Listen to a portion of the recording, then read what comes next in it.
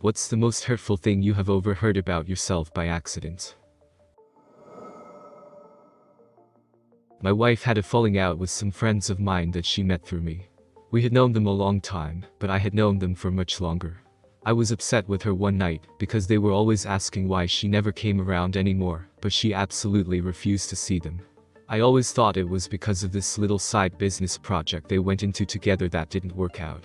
So, I'm driving my wife somewhere, and I just start getting upset with her that she won't make up with them and move past it like they did, and it sucks that she never comes with when I go over there. So, she finally broke and told me the truth. Every time she went over there without me, they would talk shit about me, putting down my personality, my humor, and much more. I guess they thought she would be okay with it, like a joking haha my husband can be such a insert something, right? But she wasn't okay with it. She's not a confrontational person, so she never really spoke up, but she was disgusted by the way they spoke about me behind my back, and refused to have anything to do with them. She had been letting me think it was all her fault, and she took it because she knew the truth would hurt my feelings. And it did.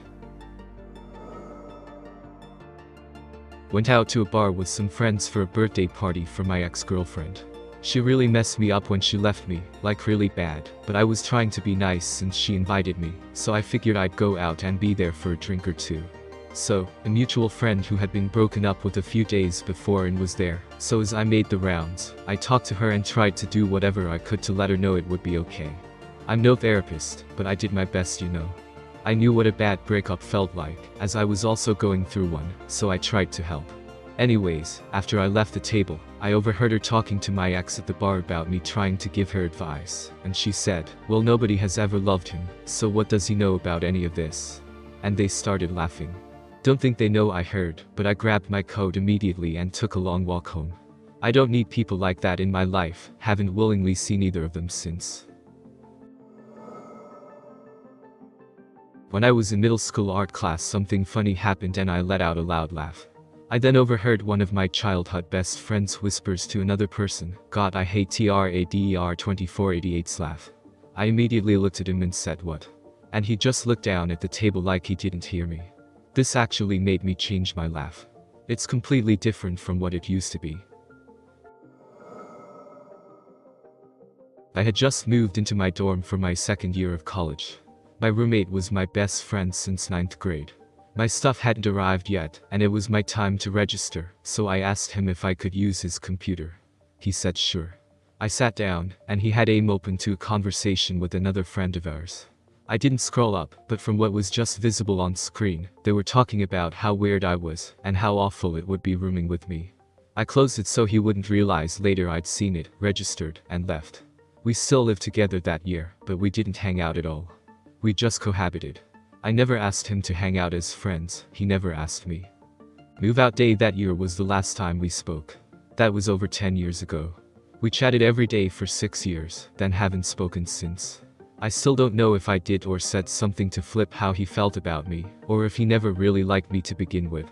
The possibility of the latter really fucks up your future friendships.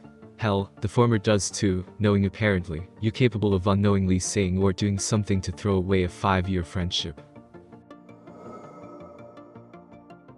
When my oldest sister died, my older sister was crying to my mother about how she felt alone. My mother was trying to reassure her and said, you still have Aunt Vixen though. But my sister said, who cares about her? I want oldest sister back. I kind of get it, but this was around the same time my mother told me to my face that it should have been me who died instead, because I don't have a husband or kids like my oldest sister did. It seemed like absolutely no one wanted me in my family, and they all wished I could have switched places with the one we lost. People wonder why I'm depressed now. Background. I'm 12 years younger than my older sisters, and I was unplanned. At age 7, I overheard my mom crying and saying I was the reason she didn't love my dad anymore, we were poor, why she isn't happy, and that she didn't want to be a mom anymore. She said she didn't know how to love someone who ruined her entire life. It was Christmas Eve and she was drunk talking to her best friend on the phone. It broke my heart spirit, and that was only the beginning of my awful childhood. Side note. I'm 29 now and moved out when I was 15 to protect myself. I have no contact with my parents and I'm fully aware it wasn't my fault I was born, but damn, this memory still fucks me up. Good lord.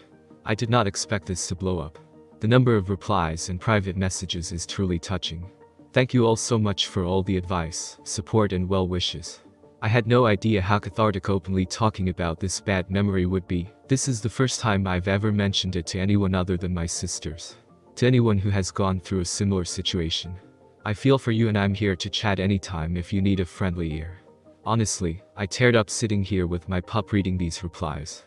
Christmas morning edit. Is this for real? Reddit platinum, silver and gold. My first flare ever. Thank you so much. You guys made my Christmas. I am blown away by the love and support I've received. The Reddit community is truly amazing. I'm currently trying to catch up to all the questions and messages hanging there. I'll try to reply to all of them. Cheers to a wonderful 2019 from Buttons and I. She hates the cold, she's a beach dog at heart. I went to school with a black eye and busted nose from my dear old dad. Child Services was called to do a home check. My dad and mom told the worker I'd done it to myself and I was suicidal, and that I'd written in my diary that I wanted to kill my little brother. I didn't even have a diary, and of all the people I was close to, my little brother was number one.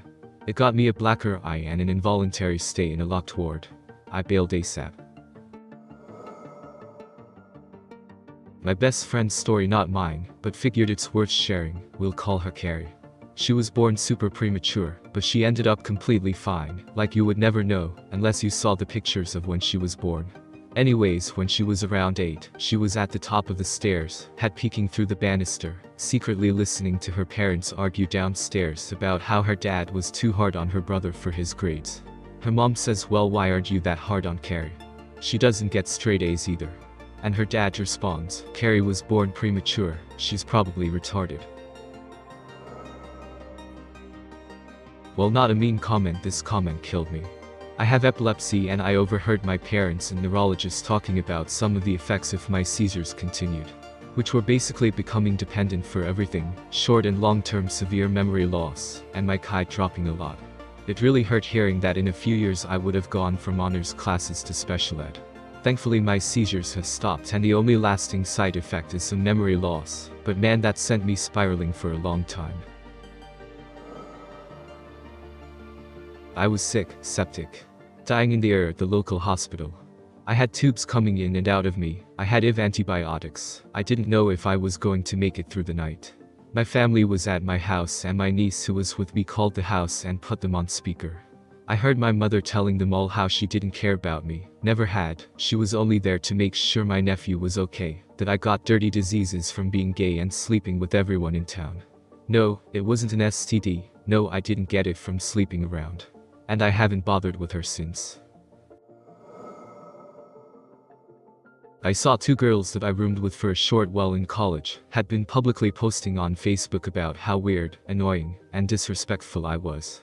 Their reasoning was that I was taking an 8:30 a.m. class, and only weirdos do that, and that I made a shit ton of noise every morning and disrupted their sleep. It hurt because I tried really hard to not be disruptive. I wouldn't let my alarm go off, because I woke up naturally around the time it was scheduled, and would just turn it off before it beeped. This was partially out of anxiety. I changed clothes in the bathroom, tiptoed everywhere, and wouldn't even eat or zip my backpack in the room, because I wanted to be quiet. As far as I knew, neither of them woke up any of those mornings, and they never said anything to me about it. I went to school for a year for baking and pastry arts. There was a program-wide competition, and I was one of the only people in our section that wanted to compete. During an exam, I was waiting for some sugar to boil, so I'm standing by the front of the room at a burner, and the other chef in charge of the competition comes in to talk to our chef. They're whispering to each other for a few seconds, and then I clearly hear our chef say, well, it's not that she's bad. He shoulder checks, sees that I'm starting right at him, and they step out of the room. Looking back at it now, they were probably just surprised I had wanted to compete, since I'm definitely not the most outgoing person in the universe, but at the time I was devastated. Overheard my mother telling the rest of my family that my baby died because of my negligence. My baby died of SIDS. Update. Wow. So much love. Thank you, internet strangers. For those asking, I did not have a relationship with my mother for a year after that was overheard, because she later said it to my face after multiple doctors, funeral directors and therapists explained how SIDS can be intentionally caused. She knew what it was and still chose to believe it was my fault. This is also coming from the woman who told me I deserved to be raped when I was 18. So, I wasn't too in shock. Absolutely disgusted and wanted nothing to do with her at the time. As the years have passed, this was September of 2014, it became painfully obvious that she's mentally unstable and can be trusted to be left to her own devices. No confirmed drug abuse but many signs. I like to think I'm an understanding and forgiving person, and while I haven't forgiven her for those comments, I do still love her and keep an eye on her. She actually currently lives with me, not the most fun, but I do believe if she did not reside with my husband and I, she'd be homeless and dead. While she may deserve this for the many awful things she's done in my childhood, she's still my mom. I don't want to be the kind of person she's become, so I tolerate her. It's not the best situation, but she doesn't have that much longer to live. Maybe 3 to 5 years. I waited 5 years to heal from my daughter's passing, before getting pregnant again. That was an immediate shock, which was sadly followed by a miscarriage. Complete and utter disbelief in the universe. However, I'm currently in my second trimester with my rainbow baby. Husband and I are very excited. Currently establishing strict boundaries for baby and my mother. We don't want our child exposed to my mother's toxicity. Thanks for listening and the wonderful support. My father truly crying to a friend that he ruined the possibility to leave anything to his sons. Moreso, that he wished he had listened to me about how to spend money. He's dying, likely gone in the next 2 to 5 years due to multiple strokes, diabetes, heart attack, and Agent Orange. I love him. And it fucking hurts to think all he cares about, even in all his suffering, is that he has nothing to leave us. Not overheard, but actually read in a file about me. My mother passed away suddenly, and I received a file from my father that she was meaning to give to me. It was a psychological profile, along with the tests, personality tests and other stuff. This wasn't a surprise to me since I'm autistic and have been in therapy as a child. There was a part, however, about my family and their trouble with living with me. Especially my brothers and my dad were having problems coping and learning how my existing pain them was difficult. My parents got divorced basically because of me. My brothers were embarrassed by me. I'm doing better than expected. I was never supposed to be living in my own. There was talk about assisted living or even an institution, but somehow, I managed to leave home as soon as I got 18. I got married, had kids, and even though I struggle a lot, I get by. I even have a good relationship with all my brothers, even though they still have trouble treating me as an adult. It's like always thinking everybody knows you're retarded except you. And then finding out it's true. My boss mocking me to my entire team. To be fair, I was being a bitch, but it wasn't without reason. The product I was working on was not working as intended, so I kept getting farther and farther behind overall. When I brought up my concerns with production potentially contaminating my product and causing it to behave incorrectly, he told me the product wasn't the problem, because I wasn't working fast enough. I got extremely frustrated because I had zero support on this, massive pressure, and needed to get this done, so with frustration, tears running down my face, I snapped something along the lines of, "Okay, fine, I guess this is just how we do business now. I'll push it through." An hour later I heard him behind the hoods in his most high-pitched, condescending, mocking, grill voice to everyone I work closely with. I'm the only female on my team, repeating, "Okay, fine, I guess this is just how we do business now. I'll push it through." Well, he incorrectly recounted our conversation, making me look really bad. The worst part though, there really was a problem with production, it was a huge one, and he took credit for discovering it. My team does not respect me anymore after that, I'm now just talked down to. It feels so horrible that I let my emotions get the better of me just once, and in the matter of 5 minutes, everyone's perception of me changed so drastically that I can't get anyone to take anything I say seriously. It has gotten so bad that I'm looking for another job, and I'm willing to take significantly lower pay just to escape the emotional female ghost that now haunts me. I'm probably blocking out the worst cases. I've learned it's pretty much human nature to talk trash about anyone who isn't present, so no reason to take it personally, but when you're a kid it's a miserable experience. The worst case recently. I have a weird neurological problem in my shoulder and arm that no one has ever been able to diagnose. During an intense flare-up, I was referred to a physical therapist by a friend. The therapist saw me once and recommended surgery. I was very reluctant to take this advice, but I didn't say no. I called the surgeon she recommended. Turned out he wasn't accepting new cases. The second appointment, there was a scheduling error, and I arrived 30 minutes too early. I sat in the front of the office and listened to the therapist making small talk with another patient about how her next patient was a psycho, trying to fabricate some kind of malpractice case, and refusing to comply with her advice. The receptionist was sitting right in front of me, also listening, but she didn't run back to stop it, so it went on for quite a while. If I had been a psycho trying to manufacture a legal case against her, she was kind enough to do all of the work for me. I was a youth pastor. Overheard a parent of one of my youths talking with one of my coworkers about how overweight I was, and how I didn't care about my life. They talked about I was setting a terrible example for the youth, and how I just disregarded my own health. They said I was going to die by age 30. I'm 27, and then the mom said that the only reason she got onto SPRC, Staff Parish Relations Committee, the committee who does all the hiring at the church, just so she could get me fired because I was overweight. She said she manipulated the pastor to get elected to the committee, just to make me sign a contract that if I didn't lose the weight, I would be fired. Needless to say, I don't work there anymore because I left on my own.